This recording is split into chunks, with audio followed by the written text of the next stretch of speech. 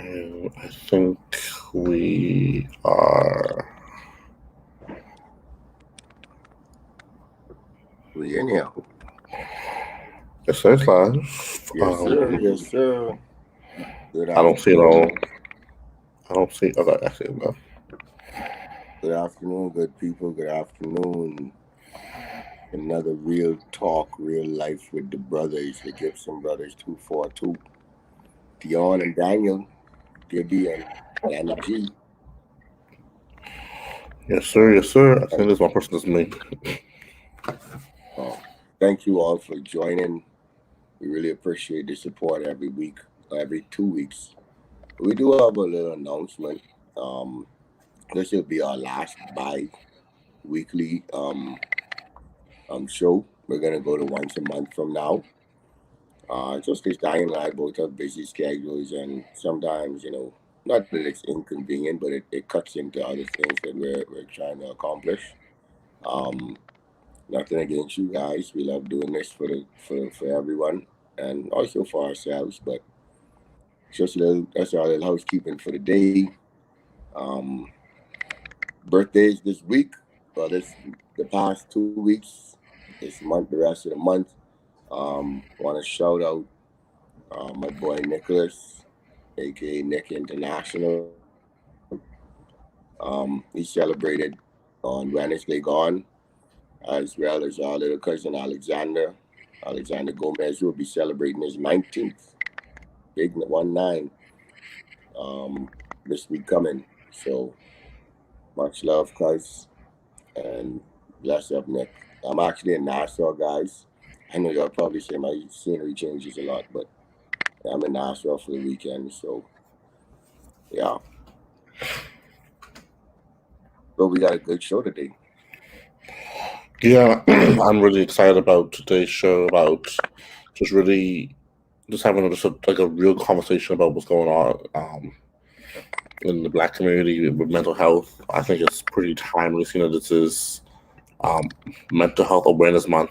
I believe it's the Mental Health Awareness Month. Um, as well as, I think Lupus both you awareness, and I. lupus awareness month. Oh, I did not know that.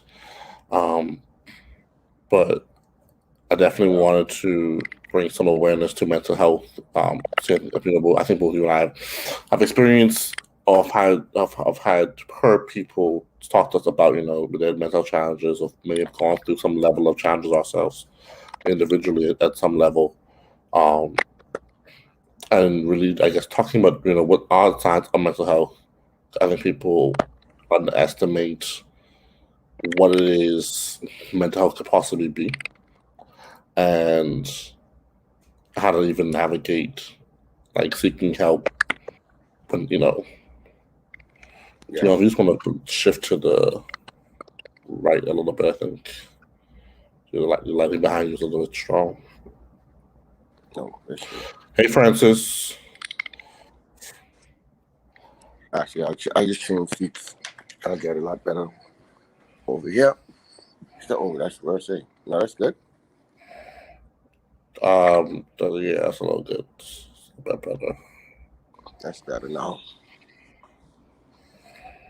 Yeah, So if you're man. on and watching, just drop in the chat to say, hey, let us know where you're at, where you're from. We definitely love um, our let's say out of town, our worldwide viewers. Yep. Yes, definitely. And actually tonight, Dion is also, you know, a- around the world. Hey, Manisha, get I'm on started my in phone, so forgive me if I don't shout two out seconds. anyone. Daniel will keep me posted on who all is here. Um, but yeah, I'm eager to talk about this. Hear your view a bit. And it's just I think about it often. And the way we look at the world we live in. You living in Baltimore, pretty with a strong black community. Me living here in the Bahamas. Um, and even having lived in Cuba, and even when I lived up in Vermont, which is not many black folk up there, but obviously there's a level of And I guess that can add to what mental health would look like for people for people of color in that area. Not necessarily in a bad way, because Vermont is definitely a very progressive and friendly state. Um, but yeah, so I don't know if you want to kick it off. I know you usually have your list of questions and topics to touch on. Yeah, I'm actually just just sharing it in our groups really quickly. Okay. I definitely want people to take advantage of this conversation. Yep.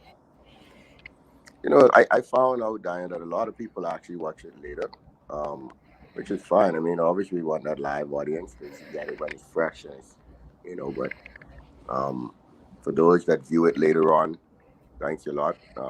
And who share it and whatnot, thank you, man. Because someone actually told me the other day, Daniel, they saw it and they found out about it because it was shared in a couple of groups that they were in, which really took me by surprise. Um, it really shocked me to know that there are people out there sharing this and really digging what we're doing. So thank you so much to all of you. Thank you for their words of encouragement and whatnot. Because we doing this for the people. This ain't really for us. This is for everyone. We do benefit, but it's for everyone.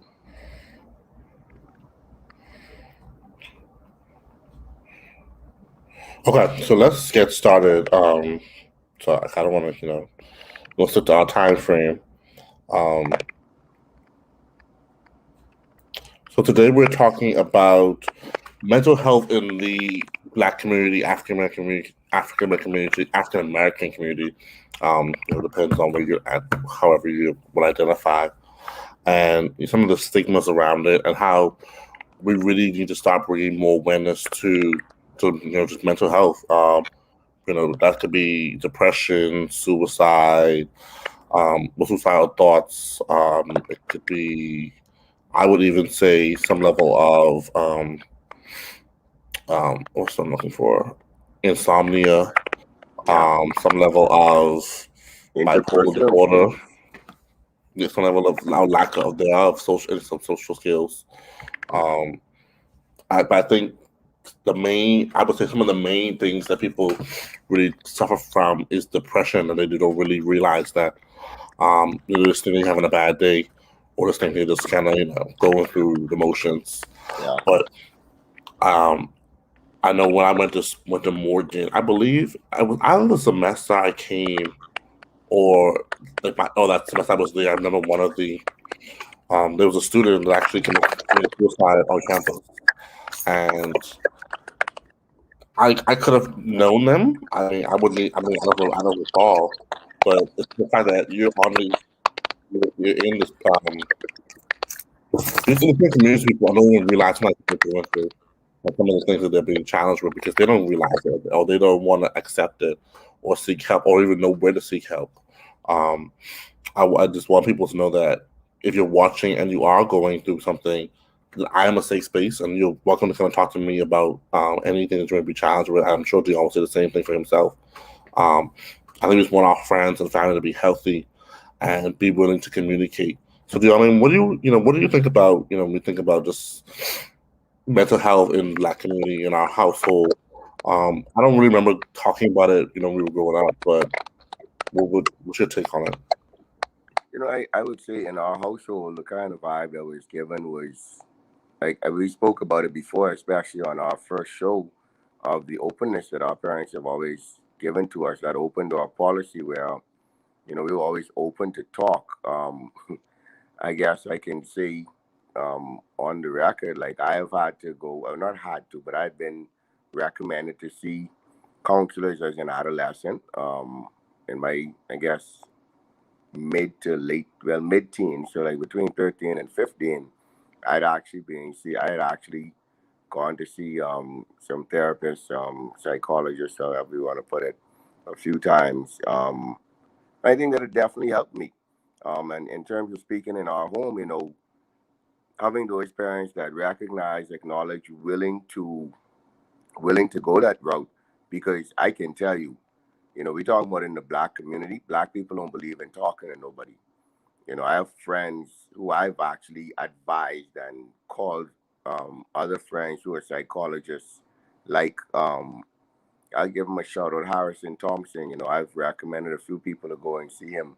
I had a point recently where I was in a dark space, and I wanted to I wanted to speak to someone else. So, and I hit up um, Ayla Roberts, who is a friend of mine as well. She's a therapist, and I think the problem is we live in this fear, and there are a lot of black parents who tell their kids, you don't go to see no shrink. You don't talk your business to nobody. But I mean, let's look around us, man. A lot of people out there hurt, and hurt people. Okay, and so I think that it's very, very important, and I think it's sad that somehow this culture, which actually goes the world over, like I have friends throughout the Caribbean, Africa, some in Europe, some in Asia, and the black people all have this notion that we don't talk to people, like that ain't what we do, and I think it's stupid. I'm sorry if I'm offending any of you, but it's stupid. I mean, and that talking doesn't necessarily have to be with a therapist. It can be just with a friend. It can be with me or Daniel. Like you said, we're both safe spaces. And I think we both have had different times. Depression actually is in our family. And it's something that, my mom always said, you have to break this generational curse and whatnot, um, and not allow it to seep in. And maybe that's why she was always very big on being open and encouraging us to talk and share how we feel, share our emotions. And, especially black men. Black men are always raised, you got to be tough. You got to have that tough exterior. You don't show people your weakness and whatnot. Let me tell you, you know how much strength it takes to be vulnerable? That is true strength. Let me tell you that to all my brothers out there. All right, that's flipping strength, buddy. To be able to open up yourself and share the weakest parts of you, that takes so much strength. So you want to be strong, you want to be a big bad guy. I bet you, if you sit down and share who you really are, you'll realize how much tougher that is than going and doing the foolishness that many often do in order to cover up and compensate for what they feel their iniquities or their lack or their whatever it may be, your shortcomings, whatever is hurting you, if it's daddy issues, mommy issues, um, relationship issues, so many different things. And I think, we're going to explore some of these different things. But I think that the main takeaway from this is do not be afraid to talk. Talk to somebody. You know, if you want to talk to a stranger, okay, I'll hook you up with someone else, someone who I know who in the business. Daniel can as well. We in the 21st century, the age of technology. I'm sitting there on my cell phone doing a show with my brother who is in another country, you know, miles away. You can go online and find someone in another country and do the same thing and just open up. So that's to me, that's really what it is. That we got to open up and we got to let's explore some of the ills that come out of this, man. Like the causes, and then the cause and reaction, or because every action, or yeah, to every reaction there's an equal react. To every action there's an equal reaction. You know, so we got to learn how to deal with hurt, learn how to deal with pain, bro.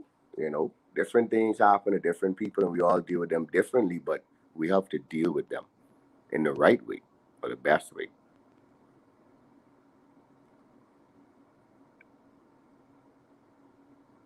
I just put up an article talking about the five main warning signs of mental illness, and they say that it's excessive paranoia, worry or anxiety, long-lasting sadness or irritability, extreme changes in moods, social withdrawal, and dramatic changes in eating or sleeping patterns. Um, I think sometimes people, like I said, people go through these things and don't realize they're going through them, because I think I think we just chalk up to just life. It's just life. It's just life is what it is. Life isn't perfect, or life has its ups and downs. And for me, it's like, when do we? I know for my realization was, okay, when does life stop and my mental health becomes a concern? I know my first went to a therapist, I sat there and cried the whole session. I mean, like, legit, like, just because I just, like you said, it takes a lot of strength to actually go, and then when you get there, you realize you're such a safe space to actually share and just be vulnerable about who you are and what you're going through. That if it's so foreign to you, it's like, okay, I don't even know what to do next. And so it's hard to have conversations and talk.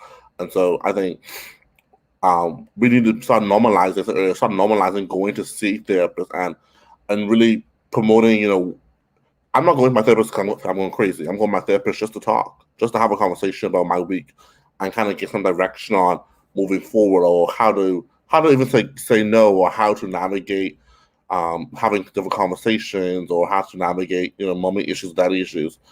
Going to see a therapist doesn't mean I have I guess a clinical mental health um, sickness, or my world's coming to an end. But going to a therapist means that I want to be mentally like good. Let me take self care days, and you can get your little manicure, pedicure, haircut, that kind of stuff, massage. Go see a therapist. Go have that one on one time with a therapist. Yes, I think Christians will backfire and say, "Well, I go talk to I go talk to God. I got my prayer closet." Yeah, I talk to God, but God made therapists too. So I'm gonna talk to people He put there as well to give me that professional guidance. I mean, I go to teacher to teach me. I go to a doctor if I'm sick. Why can't I go to a therapist just to talk? Yep. Yeah. Yeah, bro. I agree with you 100%. Um, let's look at. I mean, you gave the telltale signs, and I think those are definitely big. I mean, I saw it and I was thinking, I was like, but I do some of those things. But here's the difference: if you do those things on a regular, like I regularly take a day or two out the week, and I just don't. When I get off from work, I just go home and just be me by myself. Sometimes I sit there and quiet, but you need that. You know, so I think being able to recognize the difference as well is also very important. Um, because like Daniel called it self care days or whatever, and I think that there are some coping mechanisms which can be a bit toxic and not really actually help the problem, because becoming antisocial is one thing, but you also have people who will immerse themselves in a crowd and whatnot. Like I know one thing, when I was in school in Cuba, Daniel, one way I used to cope with like I don't like to live in big cities, but what I love about big cities is the ability to be anonymous, to just be a number.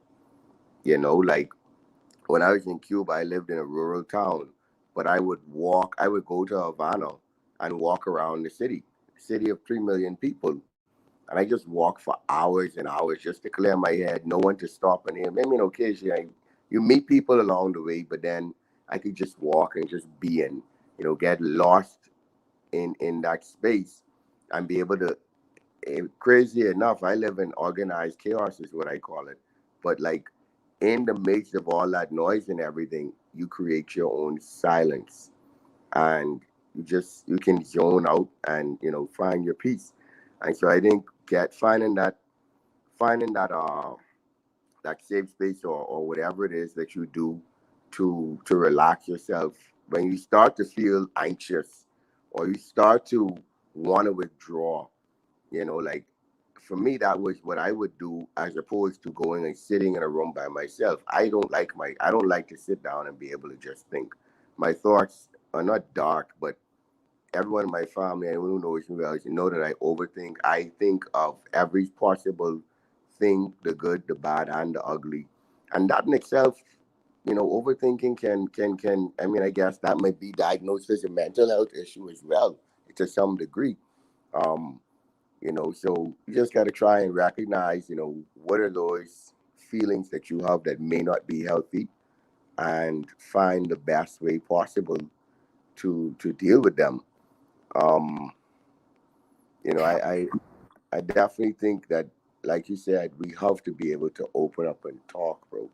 Um, I look at this country of the Bahamas. I mean, Baltimore is kind of a rough city, also, and you look at what's going on, and you look at these people, and it's like, what could have been done to stop some people from doing some of the things that they do? Why am I not a murderer? Why am I not a thief? Why am I not a criminal?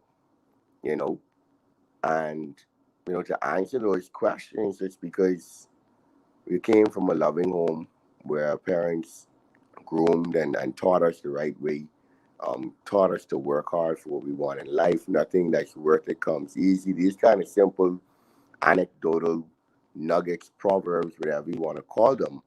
Um, they're the things that I would say have definitely guided me. But we have to acknowledge that there are a lot of people who don't have all of what we had, and even in the mix of that, we've had family issues as well, just like every other family. Um, but it's always a way to work through it. And I think that willingness and openness to sit and talk and that's key, bro. Um, I can't stop harping on that. Like I see young guys in a Luther, and I try to talk to them, especially guys who we see them like they look like they lost. They're trying to find their way. But a dude told me one day he was in work and he's like, man, I ready to go get me a piece and go rob someone, but I gotta feed my family. That's a mental health issue because he's sad, he's frustrated, he doesn't have no one's listening when he talks. And I was like, hey, let me tell you something. I said, I don't got a whole lot of money, but I could assist you. I said, but you can't go there and rob no one. I said, because I can tell you one thing. Think about it like this. How old are your kids? I said, you got kids, you go do that robbery, you go spend 7, whatever many years in jail. Your kid is going to be in the same place as you when he gets to your age. You know why? Because that's what my daddy did. And also, I ain't had no daddy. Like you got to think about these things. You're gonna create a cycle when you do that. We want to break cycles right now, And I think that we have to really explore and examine this stuff. And I'm very big on social responsibility. Ubuntu. We all have a responsibility to look out for each other. And I think that attitude, the all for me baby attitude, the kind of that's not my problem. Let me tell you, your problems are my problems. Because when you got problems, whether you know me or not, that can affect someone else who I know is someplace down the road. So so that's my other point. Social responsibility, man. We gotta look out for each other. Whether it's your family, whether it's a friend, whether it's a stranger, you see someone hurting, yo, pull them aside and help them, man. So there are a couple comments on the I don't know if you could see it. Kadisha said, hey guys, so Kadisha, she said excellent time topic for sure. She brought up mentorship. Picking the right mentor is important, especially as you transition through life in different stages. Having multiple mentors for different parts of your life. No one person's all the answers, but having access to solid advice can get you through a difficult, painful, or confused situation. And then daddy, so especially men, always on the go. Well, we're always the go-to person. Men need someone to go to also, and many don't have positive outlets. So I just want to touch on Khadijah's point about mentorship. And just having different kinds of mentors and knowing where to find a mentor and what that mentor's purpose is. People say, "Well, I have a mentor," and I'm like, "Okay, I mean, what do they do? Like, what's their purpose? They helping you in your career, they helping you professionally, they helping you with your relationship. Like, what's their purpose in life?" And then when you're in school, you talk about mentors. Even when you're in school, like my mentor when I was a freshman was a student. When I was a senior, it was a professor. And so, how do you identify um, when it's time to transition mentors? I'm sorry, guys. I have a live audience today, so you may hear some feedback in the background. And no, how to say? I have a little audience. Um, and then for men, I think you talked about it earlier. Men having that space to go to, finding out what that space even is, and I think for men, even when you have spaces, I know that he goes smoke with his cigar buddies or whatever, and he goes to lodge and he has outlets. But when he goes to these places, are they still outlets? Are they still safe spaces? I think a lot of time we go to these places thinking they're safe spaces, and then realizing that oh my information, what I'm sharing in these spaces aren't staying in these spaces, and so then I have a serious lack of trust for these people, and yeah, we say men don't talk, don't necessarily gossip. However, a man go home to his wife and be like, yeah, yeah, yeah, yeah, yeah.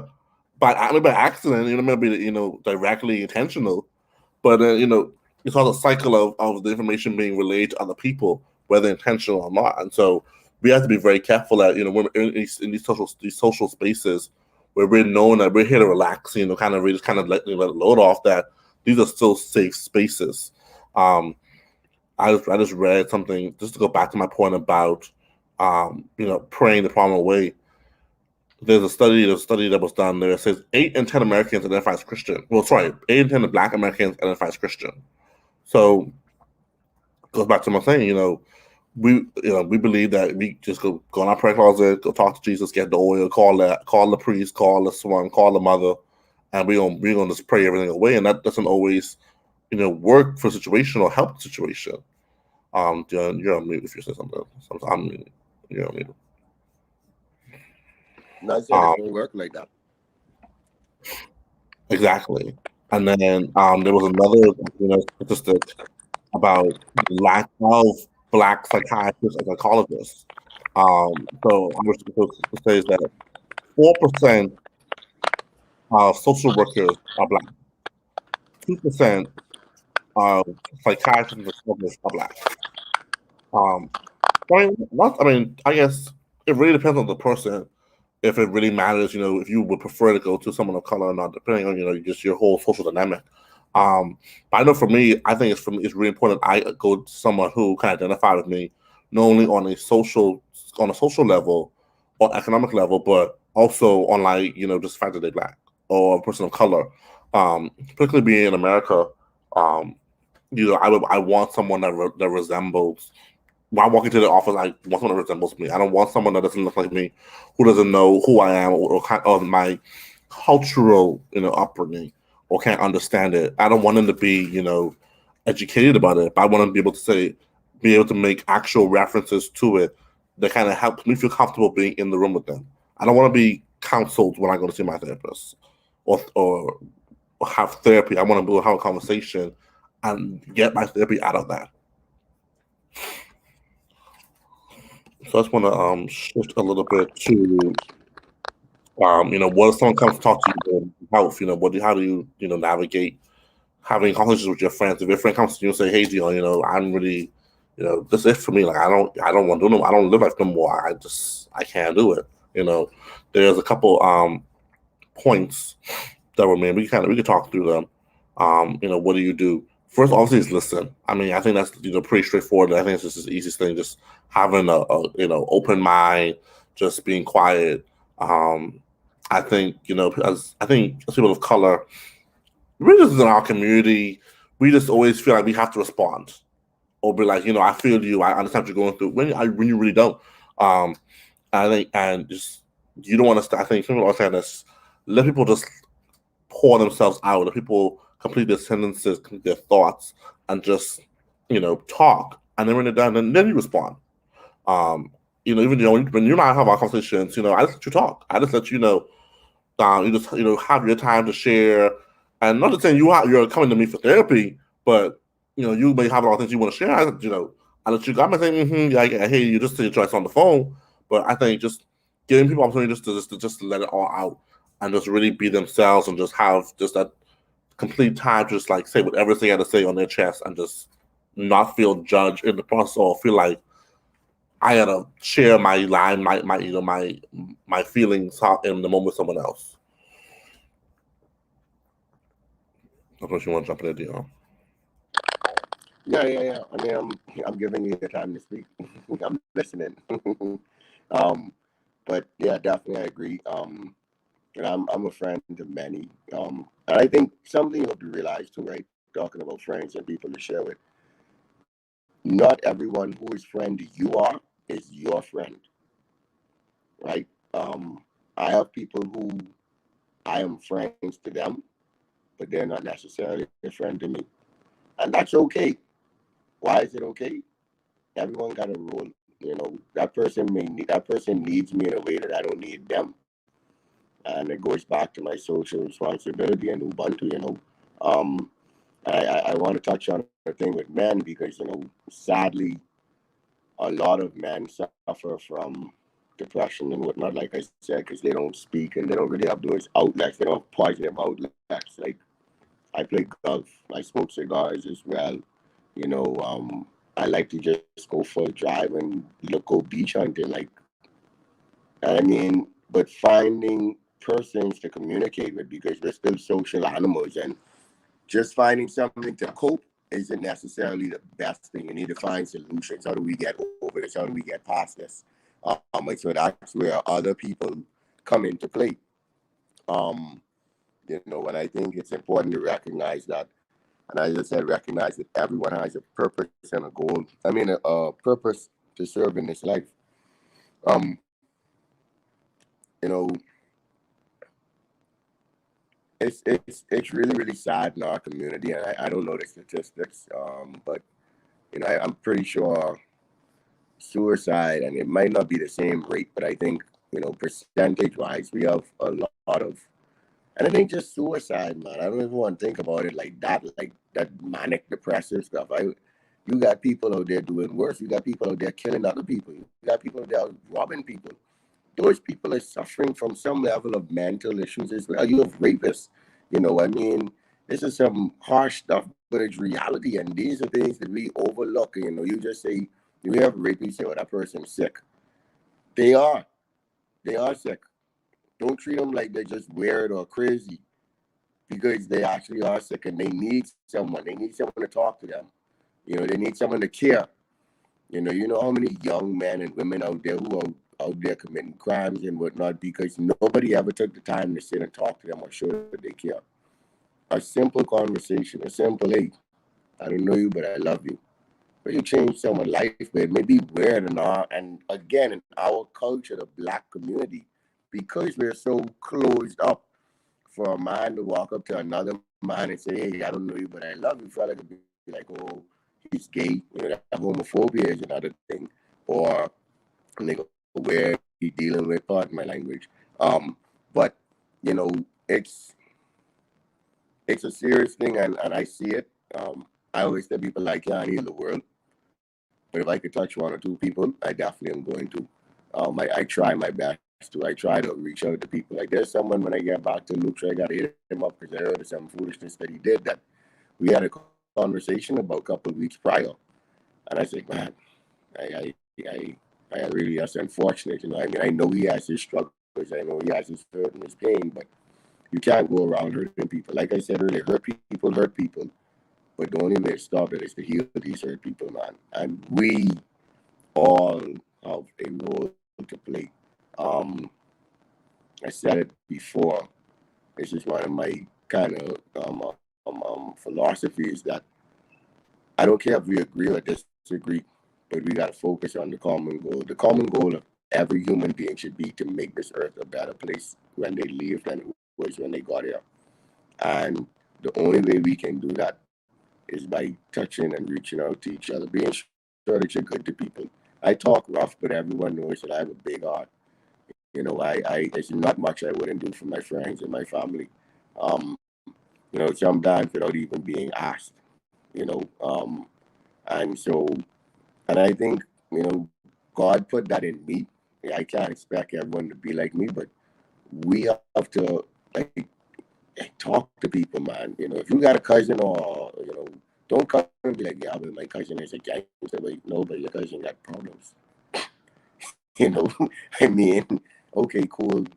My cousin is a G, he's a gangster, he's a bad boy, whatever. In the real world, you know, like a friend of mine, he's a PE teacher now. And he's like, he tells his students all the time. He said, man, I tried that bad boy foolishness. He said, didn't work out. He said he thought being bad is with the girls, like he said, but he realized girls like smart guys, so he started paying attention in school and started doing better. Because guess what, when you finish school, they don't want a bad boy no more. They want stability. They want a man who can provide and who can do all these things. Um, but that mental health piece we don't ever talk about, you know. And that's why people always say when you pray and you ask God for a mate, you got to pray for everything. Eh? Pray for someone with a sound mind. Don't just pray for a pretty person with a good job, because that person may be the one that may be the death of you. You know, we got to pray for each other too. I mean, I'm a practicing Anglican, but I I believe all religions have their place and they all have the same purpose. So regardless of your faith, we all pray in one way, or in shape or form, or meditate if you. I mean, it might be some atheists among our followers, and that's fine. That's your choice. I'm not gonna sit there and beat you down about it. I wish that you would realize that it's different, but that's not what the show is about. But and I wouldn't call that a mental health issue personally. That's a person's right to believe in what they want to. But you gotta turn to the big man in the sky, however you look at him, whatever you call him or her, whatever you want to say. Um, I think that's a solace as well. But Daniel, I think we need to recognize, and that's one thing I want everyone who is watching this week. If you see one or two people who and you see them doing something that, or you realize like maybe after this show you realize like, boy, Shelly, she been doing some strange things. You might go to Shelly and be like, Shelly, everything okay? And you don't know how you could change her life or her world or that day, whatever is going on, be able to save her from her situation, save her from herself. I just use that. There's no Shelly. I just made that up, just the first name that came to mind. Um, but yeah, so I mean, identifying things, and the first step to healing is acknowledging, you know, and I think that we need to acknowledge that as a people of color. I don't even just say black man, Latino is like that too. And in the U.S., I know that in the U.S., Latino and black community is very, very connected. Um, and so, it's the same thing with them as well. They got that, that hard, hard and heart kind of thing. I don't know if it, stems back to maybe our past as people, colonialism, slavery, all of that. But we need to talk. We need to face our issues. The only way to beat something is to face it head on. Most definitely. And you made a good point about you know, calling people crazy and just kind of ignoring, I mean, just mental about their emotions. Um, it goes back to what I was saying about listening. Be very intentional about what people say. Listen to what people say, and kind of take time to digest that. Someone comes to you, particularly someone comes to you randomly and just start talking. Um, be very intentional listening to what they have to say because you never know what they may be saying. May sound like plain English, but it may be code for I'm able to do something crazy. You need to help me. That's like that's my sign saying like 911, like SOS, like help me. Um, and just living a general life of being kind to people. You never know what people are going through. You may think your situation is worse, but I can guarantee you there's always someone out there whose situation is equally as bad. Or you may even say, once you find out it's worse than you, I try not to say people's situations are worse than one another, but, everyone is going through something, particularly we're kind of coming off of, the whole COVID-19 pandemic, and people are having a hard time now readjusting to regular life. Before was hard time just in the COVID. Now it's like, oh, well, COVID over. I got back to work. I got bills to pay. Like bills due. And all the stuff is not like life is like just hitting people like with like a train, and people don't know what to do. People don't know what to turn. People don't know who to talk to because you turn to your neighbor. They're like, well, man, I go through the same thing. I can't help you. You turn to the next one, and they say the same thing. And so when you in a community where everyone's going through the same thing and no one's really listening and just kind of brushing it off, kind of bound to feel some level of helplessness.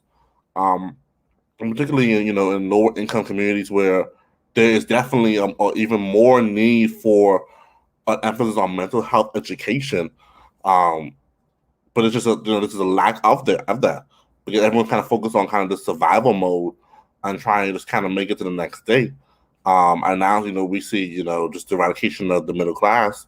That's a whole other group of people who thought they did had it all together, thought they were doing the right things, who are now having challenges mentally and physically and emotionally, kind of navigating life. Um, One thing you said about the guy in Luther that we all have to I think kind of take after is finding one or two people who you could just check on. a partner of some sort, a mental health partner of some sort, that you just check in with on a weekly basis. Like, hey, you okay? Just checking on you, praying for you. I'm here for you. I know I've had people who I try to do it with as consistently as possible, but just making people aware that you're there for them and that you can do you're there to listen, you're there to offer whatever level of feedback. I know my friends, they come to me as the saved friend, I guess, or the churchy friend. To pray with them a lot of times, and even though personally I'm like, why me? But I just try, I promise to answer the call and be like, let's just do it. Like, let's go before the Lord. With all your kids and concerns, just like let it go. And I'm big on letting it go. Like I tell you to my friends all the time, just let it go. Like it's not even worth it. It's not worth your peace of mind. It's not worth your stress. And that's also a big part of having a healthy mental health life. Learning what battles to fight, learning what battles that you really just have no control over.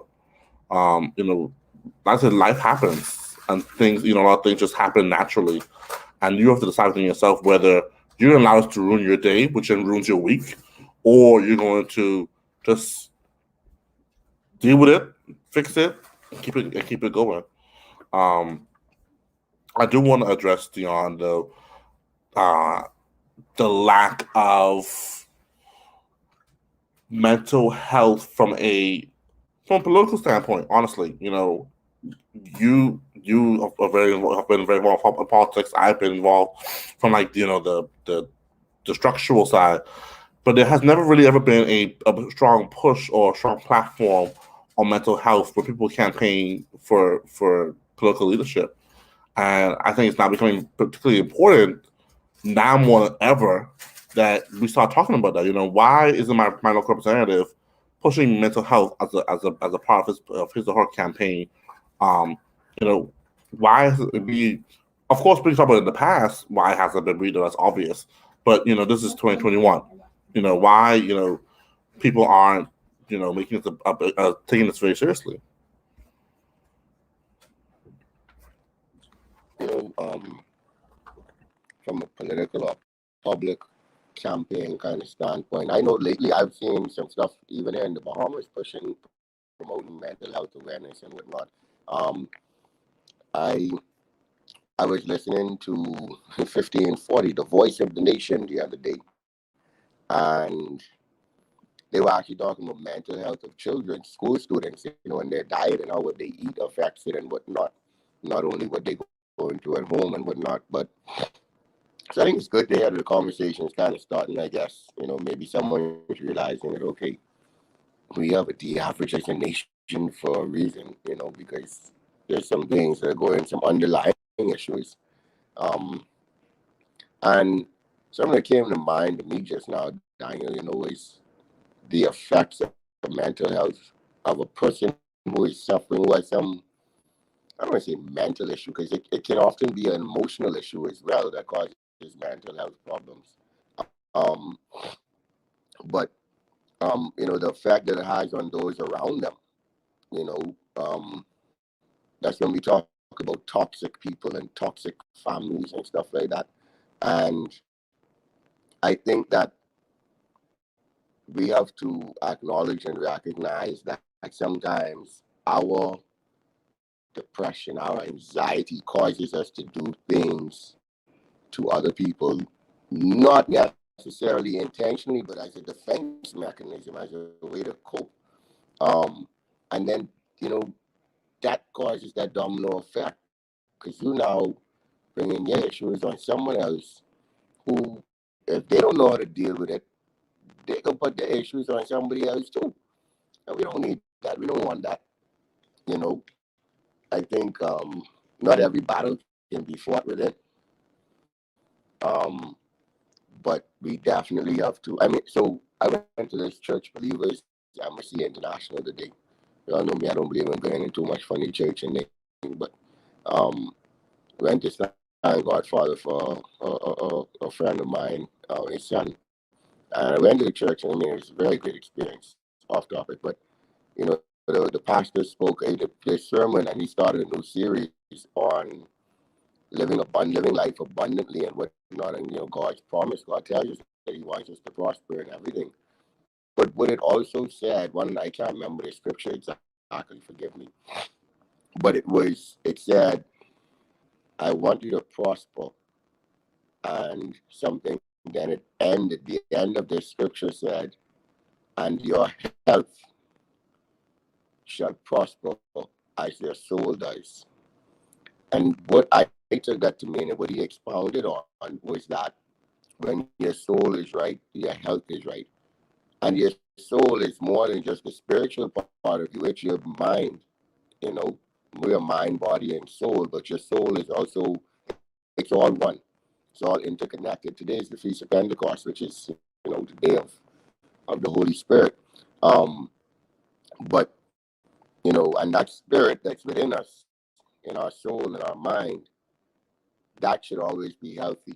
If that's not healthy, nothing else can be healthy. And so that's why I brought that up. But he spoke up. I posted on my Instagram and all my social media today a quote that he I don't know if he created this phrase, but he said, when you try to keep up with the Joneses, you may end up like a Joneser. For our non-Bahamian friends, a Joneser, however you pronounce it, is a bomb, a vagrant. You know, and he spoke about because like that's financial issues cause people a lot of mental health. Um, and he even this might be, I don't know if it's off target, but he even cracked the joke. He said it might be too soon, but he said, look at Bill Gates and Jeff Bezos, all the money in the world, and they couldn't keep their wives happy. I mean, obviously some other stuff might have happened, but he's showing, money don't buy you happiness, so don't get it twisted. While we need money for everything, we cannot make money the basis and the objective of everything. And I think we need to think about those things as well. And it said when you have your soul, when your being is good, then everything will be good. And I think that I would recommend everyone, man. I do a lot of self checks regularly. Sit down and think. I'm not much of a writer, but I do have a lot of, I have like notebooks that have all kind of stuff for the past 4 years and nothing in order. But you do that self check. When you're doing your self care, do a self check at the same time. Am I okay? We see a lot of things come out on social media. Check on your friends who are always okay, because they might not be. You need to check on yourself. When you wake up in the morning, you ask yourself, how am I doing today? How am I feeling today? And that's important, man. And I think one thing I had to do at a point where I was down was I listened to a lot of motivational stuff. And one thing they always tell you, when you get up, you put your feet on, you plant your feet on the ground, you tell yourself, this could be a great day and I'm a great person. You speak it into being. You speak life into yourself. So if you're there and you hurting and you ain't ready to talk to no one yet, start off with that. I know I'm a little all over the place, but start off with that and do that self-check, man. And then after you do your self-check, check those around you. Whether it be your wife, your husband, your kids, your parents. Check them. I'm not saying go to them and ask them, observe them and realize, okay, is this person okay, or do I need to extend a hand? You know, do I need to recommend them to go and see someone? What can I do to help that person be better? But start at home. Start with yourself first. Eh? I think that's very important because I think we said it before. You can't pour from an empty cup, so you got to make sure that you straight and you full before you go there and you try to help other people. Because if you ain't all right, you really can't offer much assistance. I mean, you ain't gonna never be perfect, but make sure you're as good as you can be.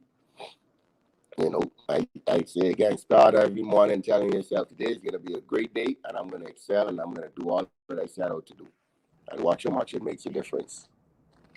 Yeah, daily affirmations are very, very, very important.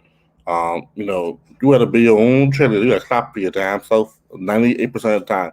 And because if honestly, who's gonna support you like yourself? Who's gonna show up for you like yourself? And you have to realize that no one is. Like if you don't set the tone, then you can't expect people to support you or be there for you or know how to approach you and talk to you and check on you when you're not being real with yourself. When you're living in a pretentious world where you're telling you everything is all right, you start to believe it. You really start to believe that everything I'm saying to somebody is true. And then something happens and the whole world comes crashing down, and then you really legit lose your mind. Um, I also want to talk about you talk about listening to people. TD Jakes, honestly, he has some short clips on YouTube that are very very powerful, just to get your day going. I know sometimes I wake up in the morning, depending on my day, I just sit there, I just listen to three, four, five of them. Even Pastor Brian, I had the privilege of him being my pastor for over a little over a year. And sometimes I just he's I think I would definitely call him one of the realest pastors in this day and age. He just speaking the truth. Um, it definitely hits you at a time when you most need it. It'll be sometimes the lowest moment of what he's saying that really resonates with what's going on in your personal life. Um, we have a couple more minutes left. I want to transition as we begin to close out, Dion, to how can people really, really, really, truly, genuinely have the start conversations and have the push mental health in the communities. Definitely, you have through education, through research, and um, so let me back up. Sorry, it takes that one person before you even get to anything else. It takes me to say I'm going to be the champion for change in my community, in my circle for mental health, and then it's like, okay, I'm not going to commit to myself. What's my mental health tomorrow like? Where do I rank on the scale of mental health? Am I truly okay? Before I go preaching people about you okay? I'm like, am I okay? I don't want like you said, you don't want good people saying, well, I don't think you're okay, and then they look at you like, well, I don't think you're okay, and so one accepting the call to say I'm gonna be the champion to go out and check on my family and make get my family together. But before that, I'm gonna make sure that I'm all together. Definitely, I think education, definitely building a community of a safe space, whether it's a small group, whether it's a couple of friends having a game night, a couple of friends or a couple of y'all, just hanging out after church, um, or whether you just wherever you find yourself in a space where you feel like you can evangelize to draw people to Christ. That's the same space you can check on people's mental health.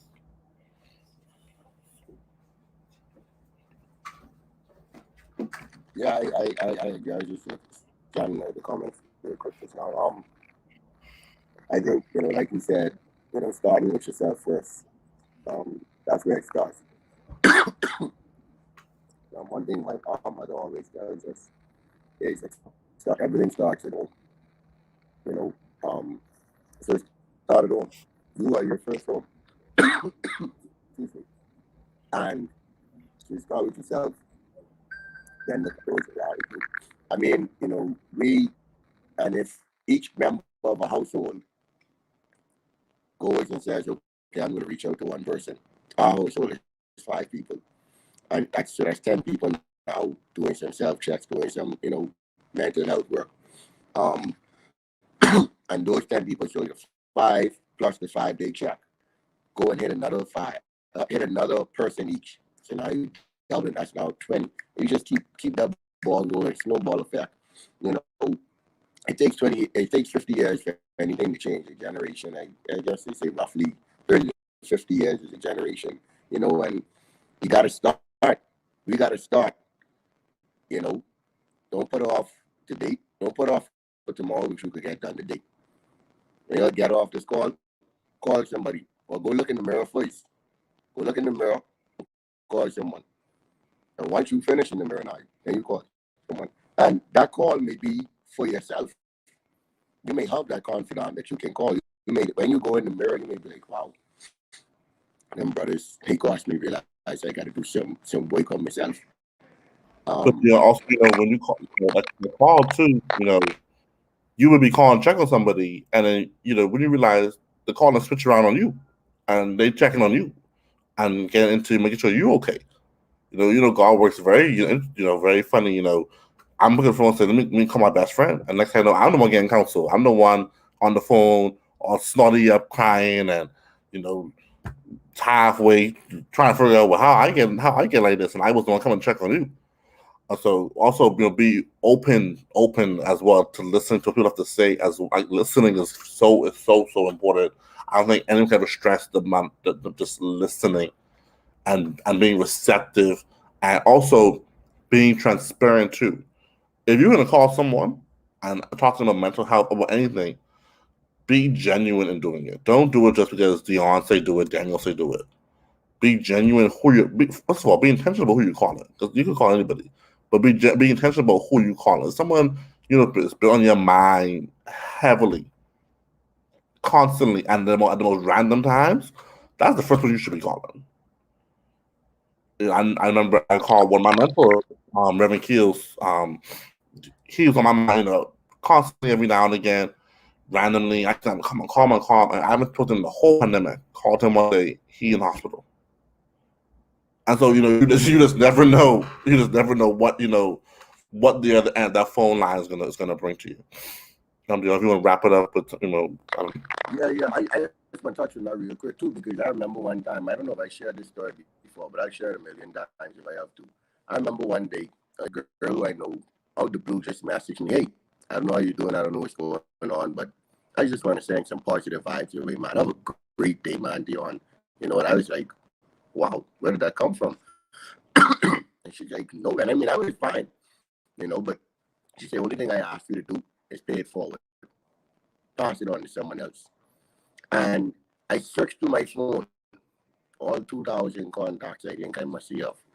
Gosh, I don't even know all them people. But anyway, and I picked one of my boys. I scrolled past his name like 4 times, and I picked him. Send him a message, "Hey, bro, I hope you're having a good day. Keep your head up. Someone out there is watching you and emulating you." And dude called me back. He called me like about 2 hours later. He's like, "Man, farmer, you must know I was having the worst day." He said, "That right there gave me the strength I needed to keep going." So don't take that for granted. And if someone does it, you pass it forward, man. Keep it moving. Keep that ball rolling. And then you pass it on. Tell that person, "Hey, all I need for you to do is pass this on to somebody else." But folks, we got 3 minutes left, or 2.5 minutes left in the show. We really, really appreciate you guys, and we care about you. That's why we're talking about these topics.